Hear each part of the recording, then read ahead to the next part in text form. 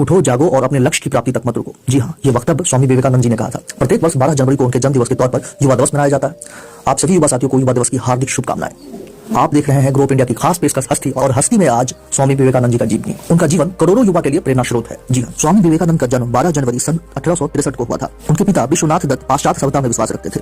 उनका घर का नाम नरेंद्र दत्त था। वे अपने पुत्र नरेंद्र को भी अंग्रेजी पढ़ाकर पाश्चात्य सभ्यता के ढंग पर ही चलाना चाहते थे, किंतु नरेंद्र की बुद्धि बचपन से ही तीव्र थी और परमात्मा को पाने की ललसा भी प्रबल थी। इस हेतु वे पहले ब्रह्मा समाज में गए, किंतु वहां उनके चित्त को संतोष न हुआ। सन 1884 में विश्वनाथ दत्त की मृत्यु हो गई।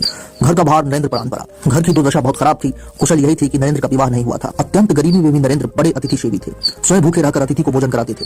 स्वयं बाहर वर्षा में रात भर भीगते चिटूटते पड़ते रहते और अतिथि को अपने बिस्तर पर सुला देते। रामकृष्ण परमहंस की प्रशंसा सुनकर नरेंद्र उनके पास पहले तो तर्क करने के विचार से ही गए थे, किंतु परमहंस जी ने देखते ही पहचान लिया, ये वही तो शिष्य है जिसका उन्हें कई दिनों से इंतजार है। परमहंस जी की कृपा से ही इनको आत्म साक्षात्कार हुआ। फलस्वरूप नरेंद्र परमहंस जी के शिष्यों में प्रमुख हो गए। हम आपको बता दें कि संन्यास लेने के बाद इनका नाम विवेकानंद हुआ। स्वामी विवेकानंद अपना जीवन अपने गुरुदेव स्वामी रामकृष्ण परमहंस को समर्पित कर चुके थे। गुरुदेव के शरीर त्याग के दिनों में अपने घर और कुटुंब की नाजुक हालत की परवाह किए बिना, स्वयं के भोजन की परवाह किए बिना गुरु की सेवा में सतत हाजिर रहे। गुरु का शरीर अत्यंत क्रुद्ध हो गया था। कैंसर के कारण गले से थूक, रक्त, कफ आदि निकलता था। इन सब की सफाई वे खूब ध्यान से करते थे। एक बार किसी ने गुरुदेव की सेवा में घृणा और लापरवाही दिखाई तथा घृणा से नाक भौहें सिकोड़ी। यह देखकर विवेकानंद को गुस्सा आया।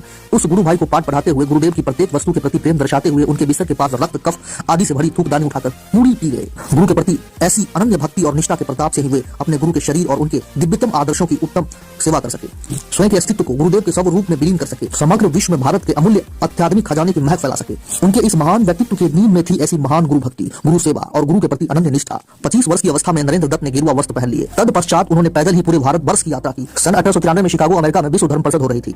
स्वामी विवेकानंद जी उसमें भारत के प्रतिनिधि के रूप में पहुंचे। यूरोप और अमेरिका के लोग उस समय पराधीन भारतवासियों को बहुत हीन दृष्टि से देखा करते थे। वहां लोगों ने बहुत प्रयत्न किए कि स्वामी विवेकानंद जी को सर्वप्रथम परिषद में बोलने का समय ही न मिले। एक अमेरिकन प्रोफेसर के प्रयास से उन्हें थोड़ा समय मिला, किंतु उनके विचार सुनकर सभी विद्वान चकित रह गए। फिर तो अमेरिका में उनका बहुत स्वागत हुआ। वहां इनके भक्तों का एक बड़ा समुदाय हो गया। 3 वर्ष तक वे अमेरिका में ही रहे।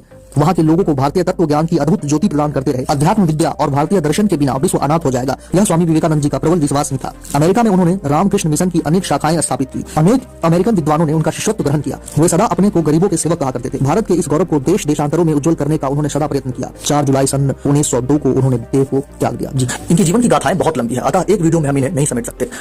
हमारे चैनल को सब्सक्राइब करना ना भूलें। देखते रहें ग्रो अप इंडिया। इसी के साथ मैं विकास आपसे विदा चाहूंगा। धन्यवाद।